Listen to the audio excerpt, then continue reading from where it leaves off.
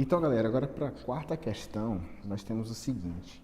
Temos que as fibras ópticas elas são utilizadas para guiar feixe de luz em um determinado trajeto. A estrutura básica dessas fibras é constituída de dois cilindros concêntricos de índice de refração diferentes para que ocorra o fenômeno da reflexão interna total.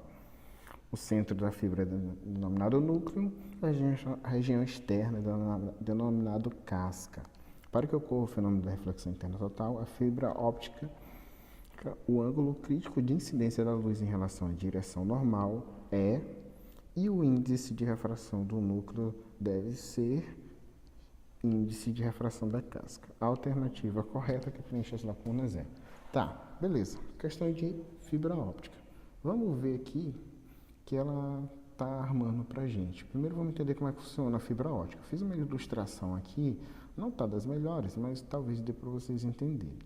A ideia aqui é que a fibra são dois cilindros, tá? Um por dentro do outro, tá? Cilindros concêntricos, tá?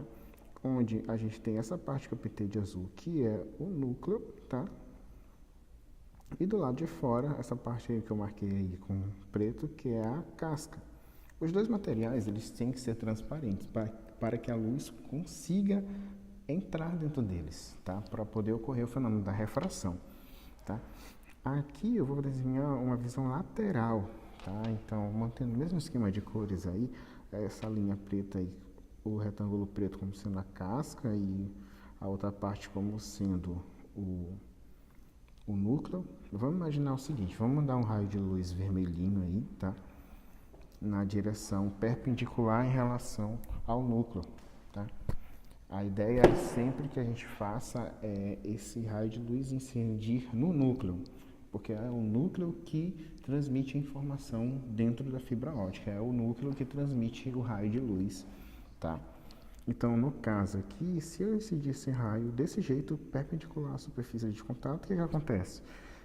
Vai ocorrer o fenômeno da refração, o raio de luz vai entrar, mas ele não vai sofrer desvio, tá? Então, a gente tem essa consideração inicial a fazer para poder ter o desvio e a gente poder ter o fenômeno da reflexão total, esse ângulo não pode ser um ângulo de zero, ângulo de incidência, tá? Então ele tem que ser um pouco oblíquo. E também não vai poder, claro, ser um ângulo de 90 graus, porque se eu botar um ângulo de 90 graus eu não vou conseguir incidir, tá? Então esse ângulo ele tem que atingir essa superfície de maneira oblíqua. Para quê? Para na hora que ele entrar, ele sofrer um desvio. Esse desvio, tá? Fazer o quê? Com que o raio, ele, quando eu tentar sair do núcleo e ir em direção à casca, tá? Ele vai fazer um determinado ângulo com a normal, tá? E esse ângulo com a normal, te lembra que o núcleo e a casca, eles são de materiais transparentes, então os dois são possíveis de ocorrer refração, mas só que tem de consideração nisso, tá? Eu tenho que fazer o fenômeno da reflexão interna total. Então, os índices de refração dos dois não são iguais, os índices dos dois são diferentes. O que vai acontecer, então, nesse caso? Esse raio ele tem que bater nessa separação entre esses dois meios, que é o núcleo e a casca, e sofrer uma reflexão total, voltando e fazendo reflexões totais sucessivas, tá? E aqui eu vou desenhar uns 3 pontinhos, tá? Para dar a ideia de que continua essas reflexões totais. Então aí tu consegue meio que aprisionar esse raio de luz, e esse raio de luz vai fazer reflexões totais sucessivas, mandando uma informação, um sinal digital, algum tipo de mensagem, tal, um dado de internet, numa velocidade extremamente rápida. Ou seja, eu estou mandando informação na própria velocidade da luz, tá? Fazendo uma boa aproximação. No caso, esse ângulo aqui de incidência, tá? Para que isso ocorra, ele tem que ser maior que o ângulo limite, tá? Isso foi aquilo que a gente já deve ter visto aí em sala, tá? Então, ou seja, esse ângulo de incidência ele tem que ser maior do que o ângulo limite.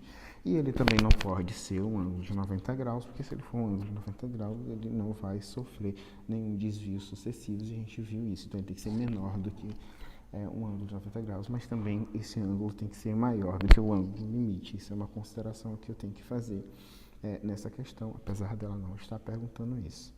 Outro ponto é que O índice da casca, para que isso ocorra, tá? Ele tem que ter uma relação com o índice do núcleo. Então, qual é a relação entre os dois? É que o índice do núcleo, ele tem que ser maior do que o índice da casca. Gente, não vamos observar o fenômeno da reflexão total se a luz estiver indo de um índice menor para um índice maior. Ou seja, se a luz está vindo do ar para a água, a gente não observa o fenômeno da reflexão total. A gente só vai observar o fenômeno da reflexão total se a luz estiver vindo de um índice maior para um índice menor. Tá? Então, essa é as considerações sobre reflexão total e sobre o caso específico dessa questão, que é de fibra óptica. Então, a resposta certa dessa questão é, letra D. Letra D. Vou marcar aqui direito, bonitinho para vocês, tá? Letra D. O ângulo ele tem que ser menor do que 90 e o índice de refração do núcleo ele deve ser maior do que o índice de refração da casca.